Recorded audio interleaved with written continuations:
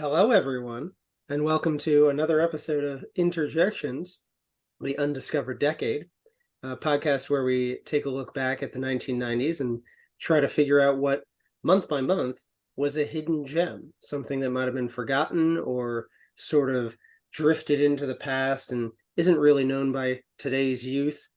So this month, or in yesteryear's youth. Well, that's the thing. With April 1993, we look at a movie where Danny DeVito plays an old-timey kind of Vampirella or Elvira Svengoolie, presenting movies on cable, but with a character that's sort of spooky. This film answers the question, what if your dad was the crypt keeper? Exactly, yeah. I feel like this is definitely of a period. What year do you think this was set? 70s? It was the 70s. No, I thought it was like the 50s. 72. No, it's 72. There was a big old title that said 72. Oh yeah, I just kind of missed that. Or zoned out. That's fine. It's okay. It was probably because of the pop-ups. Yeah, I kept turning to Jimmy and asking, when is this happening? Because they definitely all had like 1990s outfits and haircuts, and that's okay. Yeah, he had mutton chops, man. Oh, that one guy did, yeah. No, Danny DeVito has mutton chops. Does he? I thought that was just his hair. It's weird to see Danny DeVito with a lot of hair, because we're so used to him with gray and kind of balding. That's true. You know? But it's not like the last 30 years haven't been kind to him, but there's just an image that we've captured from It's Always Sunny that's who he is now.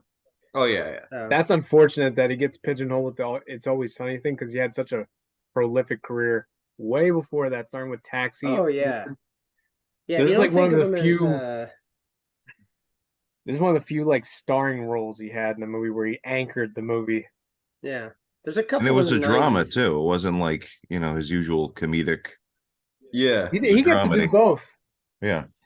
I thought it was interesting to see him playing a serious role, but then also like pulling out like what we would typically see from Danny DeVito, but he's like acting that so you see him doing like real acting, quote unquote, and then you see it like the performance that we normally see him in like movies that we're used to seeing him in, like with his like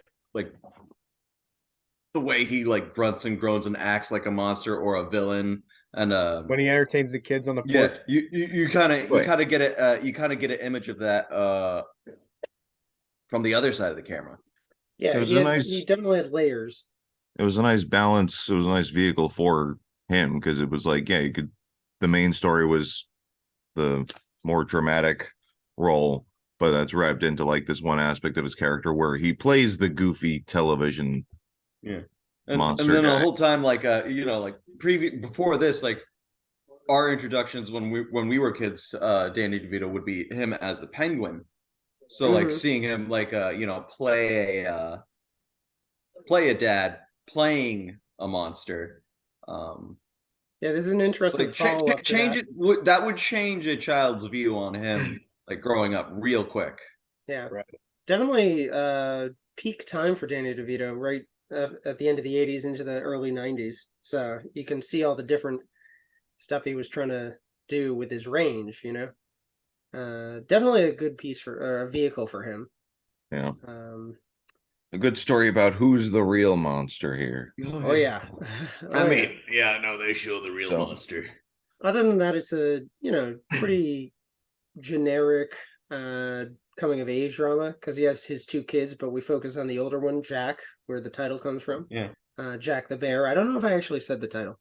Editing last month, I never said Frank and Milo or what was it? Mad Dog and Glory was the name of the movie. Frank and Milo.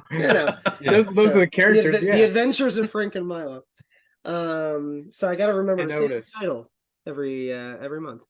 But Jack the Bear, Jack Hughes, or not Jack Hughes. This is Jack Hughes. Jack Leary is the kid that we focus on, our narrator.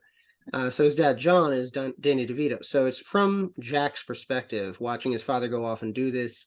and then be weighed down by the fact that he doesn't have a partner to take care of their kids. Right.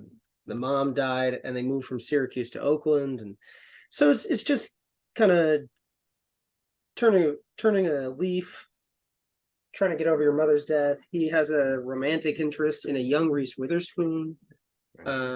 There's dealing with his younger brother. There's a significant incident that happens later where the younger brother gets kidnapped out of the blue, which is an interesting set piece for the movie, I guess. There's a lot in this yeah. movie.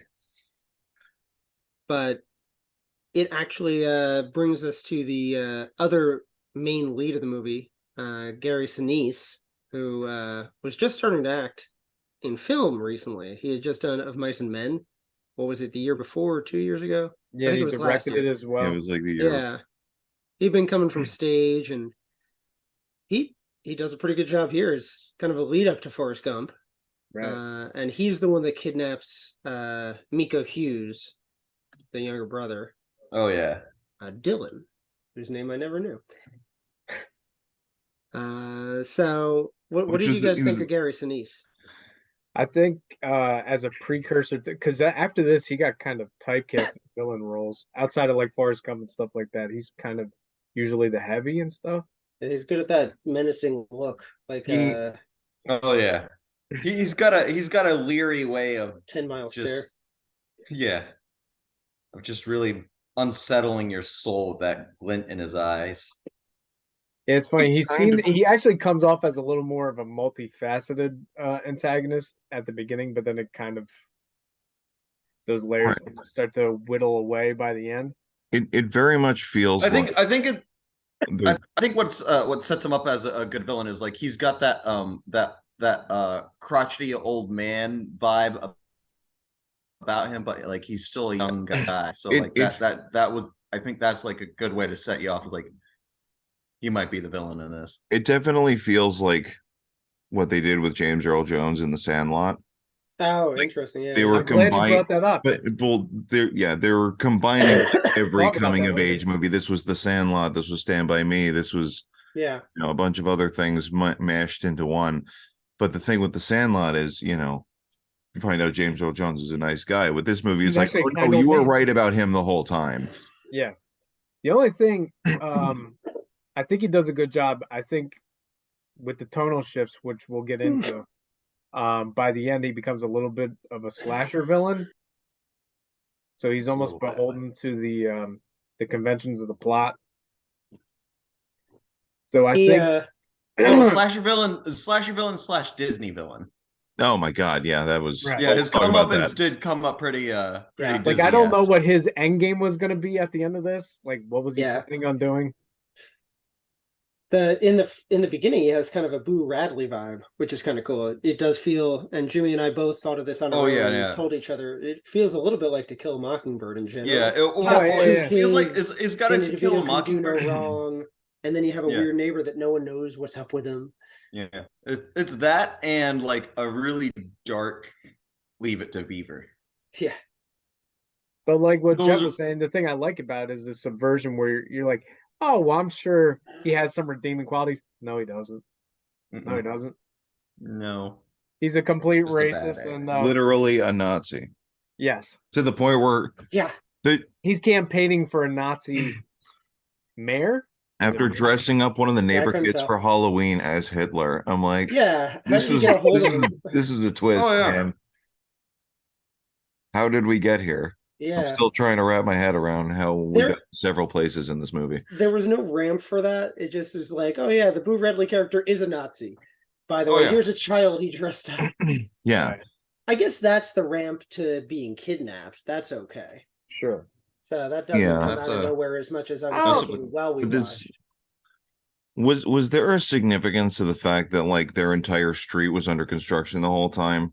Yeah, I never got it, but I feel like that was just like they got the location for cheap because of that. He kind of there's a reason for that. That's they're building a new neighborhood or they're expanding expanding an old neighborhood, but like this is also the age after the civil rights. Well, it is the civil rights movement. Gentrification's coming in.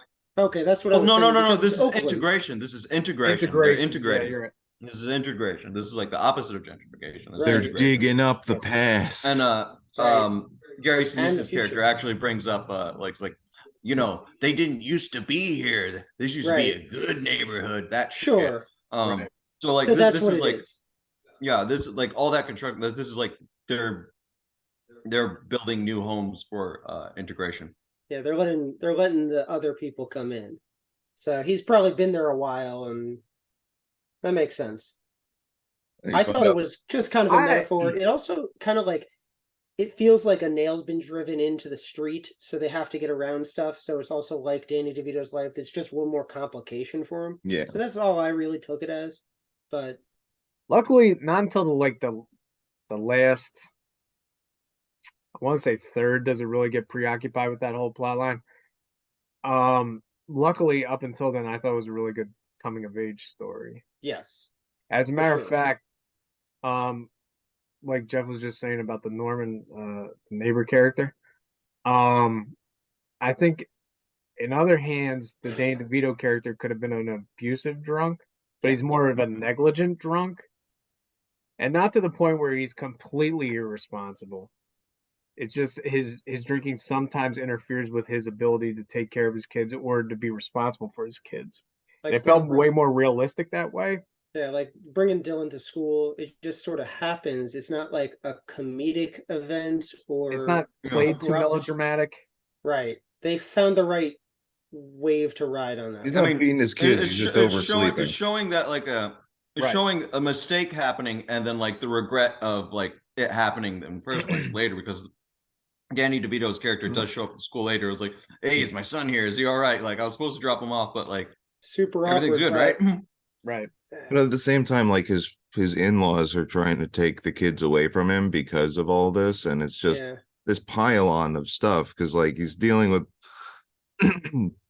you know, the death of his wife and trying to raise the kids, and his career going crazy. He lives next door to a Nazi. Like it was just piling on, And man. It's kind of understandable why he drinks. Right. Yeah, exactly. Honestly, and look, thinking back to that scene where he goes to school to make sure that his son got there, because like the older son did what the dad was supposed to do, take him to the first day of school. That looking back on that scene, I do remember feeling like, hey, that teacher just let some really weird looking old man walk up to the school looking at kids and like just accepted the fact that he said, yeah, no, but she did come up to him. But like this is like 93, and like, you know, all over the news probably at this point it's like, hey, watch out for your kids, blah blah blah. So like right now, like that's always happened. Like, yeah, but I think he probably. But like we're wary of that. But like, would you consider that when he enrolled the foreshadowing kids in on a school? I very think he probably subtle way? introduced himself.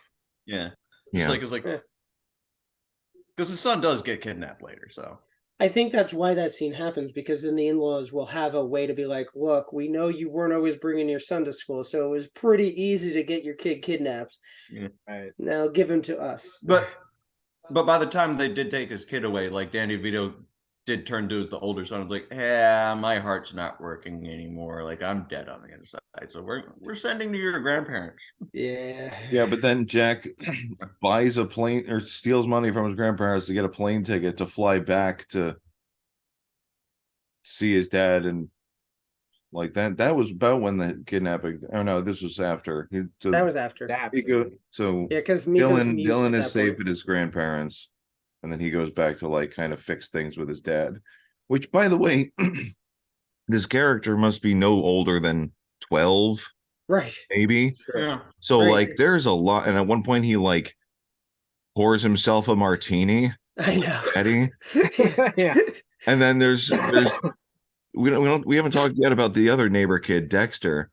Oh, the Nazi who the one that he dressed and let. Okay, this poor kid, his parents were like drunk or asleep or on drugs or whatever. When you first see them, you never see them speak, because the next scene you see them in, his mom's being pulled out in a body bag because she died. Just because his parents aren't his parents. His parents are his parents were his grandparents, but then his grandparents were much better.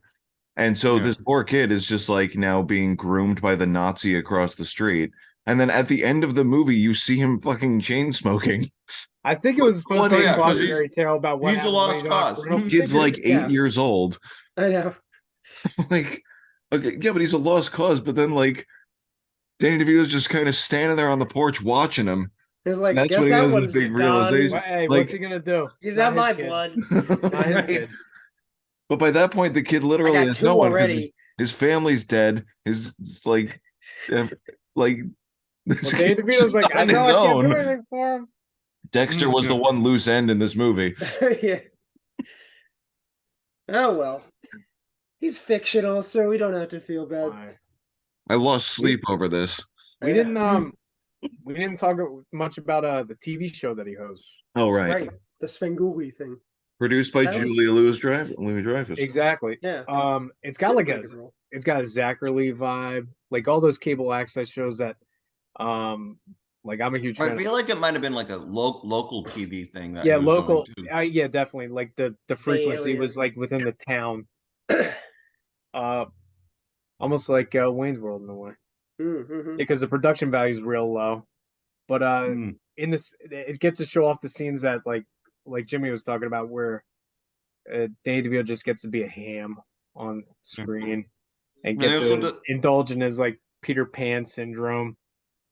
And you can see why he's kind of pushing the envelope a little bit with the standards and practices, so they're trying to get him to reel it back in. But this is his only outlet in order to be totally free. Mm-hmm. And To get over what's going on in his life. yes, Oh yeah. so it's almost like a coping mechanism. So if they try to take that away, he's got nothing. Right. I'm So I thought surprised that was they interesting. didn't take it away after he went on the rant, because he was just being Well, ironic or Right. kind of put out what's going on in the world, and he doesn't put any disclaimer on it. He just does it. yeah, I think they you were tell from watching. his tone that he's being tongue in cheek, though. I hope so. I mean, that's why he keeps it, I guess. Were they watching like Invasion of the Body Snatchers or something? And then he interrupts the broadcast to be like, you know what this movie's really about, and goes on a drunken Yeah. Yeah, basically Yeah, repeating honestly. what his Nazi neighbor said. that's And probably what it is. they were like, rather than just cut him off, they were like, go to 2. Yeah. Like, Yeah. Speaking but of then how, he was let go the next day though, because I thought about that too. I'm like, Wow. well, it's the 70s. He wouldn't have gotten that severely punished, but then they did the right thing and they let him go for a bit, and then Yeah, he just took a Eventually- Yeah, they gave him took a time leap off. They was like, back. am I the Eventually- only one who thought that maybe they were going to explore a little bit more of the relationship with Julia Louis-Dreyfus? Because she definitely, I mean, she's at his house for dinner at one point. So I'm Right. like, there's something He romantic closes the going door on here. when Jack goes off with Reese. I feel like they could have, but there was so much already in this. Yeah. Sure. Like, I'm sure that floating around in some closet somewhere is a 3-hour director's cut of this movie. Yeah. Yeah. And I think All what of they the did plot. with I guess it it's was enough. subtext, so it's fine. Yeah. Yeah, they didn't. It's a subplot that didn't have to be shoehorned in, but there's No. enough there that we're talking about it now because we wanted it to happen. Yeah. we want Or him to could be just- happy. Or it could Because just I be thought they their had good friends. chemistry. Mhm. Like, yeah, they're friends, and he invited the whole thing was he wanted to invite other people over, so it wasn't just like because his son was Him. bringing a date over, and he didn't Yeah. want to be like 3 guys. Yeah, that might have Three been my guys favorite in a scene actually. bad situation. Yeah. Yeah. 3 guys, But 1 good girl. because Julia was Yeah. there. Three Oh, guys we in a got third 2 right girls. situation. That was my favorite scene though because you see Danny DeVito doing little voices and stuff, and he's just being a great dad. And the narration blends so well with it that it's just like I loved him no matter what he was doing. Yeah, the best part is he doesn't come but- off and like normally they'd have a scene like that and he would come off embarrassing, like it humiliated his son. But he's Right. like, no, I love it when my dad's like this. He lights up the room. Yeah, exactly. Yeah. There's a little bit of You Wonder know Years, what's a little bit of fun about Danny DeVito? Like he's got an interesting streak when it comes to like movies, like because he's got all these like wild and crazy roles, and then like he has this thing where every now and then where he just does a proper like family movie, just pulls it out of his ass. Like he's got Yeah. this and Matilda. Yeah. And then And like Dougal. yeah. Like, how many more movies has he got? And like if you want to like include like Batman Returns for like childhood charm. Like that's the icing on the cake right I don't know if there. that's charm. He Trauma more bites like someone's nose off. But like this guy has had a big influence on our youth. Yeah, you Oh, gotta without say. that, we all grew up on it. There's a reason Like- he's in the New Jersey Hall of Yeah. Fame. Yeah. Yeah, Yeah, that's right. yeah. He is Jersey Mike. Yeah. That's right. But we Danny DeVito Day in the fall. Mm-hmm. that's true. We were talking about did we talk about Reese Witherspoon? A little bit. I just Yeah, mentioned. I mean, her. she But the fact that she's in her here, plot- I didn't know she she was a was- child actor. Yeah, she was. I don't know. I vaguely remember. Just kind of showed up to be a romantic subplot for the kid, so that he'd be like, "Oh, right, he's still a teenager," Right. and not just trying to be his younger brother's dad because his dad isn't that great. And she Yeah. broke his heart. Yeah. That didn't feel She broke it- shoehorned in yeah, but- either. She broke his heart, and then he was just like, "Where'd you learn that? Television?" Yeah. Then he goes on this He's- tirade. He's gonna end up in the William Holden network pattern if he Oh my continues God. that way. Birth of an incel. Yeah. Uh, That subplot though didn't feel shoehorned in either though. She Yeah. No, just doesn't come back, but it feels natural. that Yeah. makes sense though. yeah, You see it him was just interact with her parents. You see them trying to date. You see him being disappointed on Halloween when she's just like, "Yeah, I went off with some other." It very much feels like this could have been like a single season of a Wonder Years ripoff Yeah, that they mashed into 1.5 hour long Lifetime movie package. yeah, Like there are a lot of things that were touched upon that could have been explored in any direction, but they're just doing a lot. Yeah, I admire at least it's doing a lot and not enough because Right. certain movies just aren't putting the effort in. yeah. This feels like a full film. But I feel like sure. Steve Zalian's such a good writer. Is this one of his first things? Did I write that down? Yeah, I think Searching for Bobby Fischer was shortly either before this or after this. But I he's did a going on to couple things. work He did with. Awakenings too. He's worked. He's worked with Spielberg. He's worked with Scorsese pretty recently on The Irishman. Yeah, he won the Oscar for Schindler's List this year. Yeah. Yeah. So, I mean, he's a pretty prolific writer. And he's a very literate writer. Mm-hmm. I think he's really good at obviously getting human foibles on screen. Yeah, And, he does drama in a way that I don't think comes off too mawkish, because all that, especially the ending when Miko Hughes is like catatonic, that could have came off. Yeah, there. that could have came off real sappy. But I think they do it in a way that feels a little more organic. Maybe not. Yeah. Maybe a little. It's okay. Which could going off of Miko Hughes, we were talking about earlier. Huh? He was originally a Kindergarten Cop, Yeah, and then it's the same size in this 3 years later. I mean, Kindergarten Cop is at the end of the year, right? So they had to have filmed it at worst in the middle of 1990, right? yeah, So I think maybe this is a year later and it got pushed or something. I think they filmed it in 91, and then because of all of the things that we mentioned earlier, the producer and the director couldn't agree on anything in the edit room, so it took forever to edit it. And then apparently they wanted to go back and shoot more scenes with Danny DeVito, Oh, and he wasn't available because he was doing Batman and all this stuff. So eventually they got him somewhere toward the end of 92, and so that's why this For movie reshoots. didn't come out until 93. okay. Ah, And this originally is supposed to be a- April, so it's really about 2 years later. Yeah, it was He originally was probably supposed to trying be to a Christmas capitalize on his movie heat from Batman. too.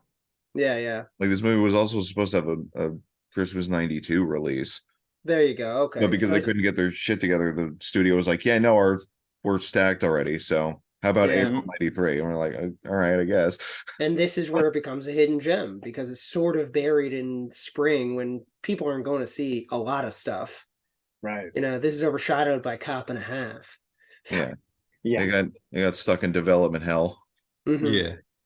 Yeah. Okay. But That makes sense because he was no bigger and he was talking even less. He's a motor mouth in Kindergarten Cop. yeah, Well, I mean, He's got that- one of his big lines is vagina. I was about Kindergarten to Cop. say that's what everybody remembers. Yeah. yeah. It's this big claim to fame. Well, you know what's funny? New Nightmare comes vagina out, what, kid. 3 years after this? He looks about the same. Does he really? I never saw I that feel one. like he does. Maybe he's just short. I don't know. Maybe he might be like an Elijah Wood, where he's got stunted growth.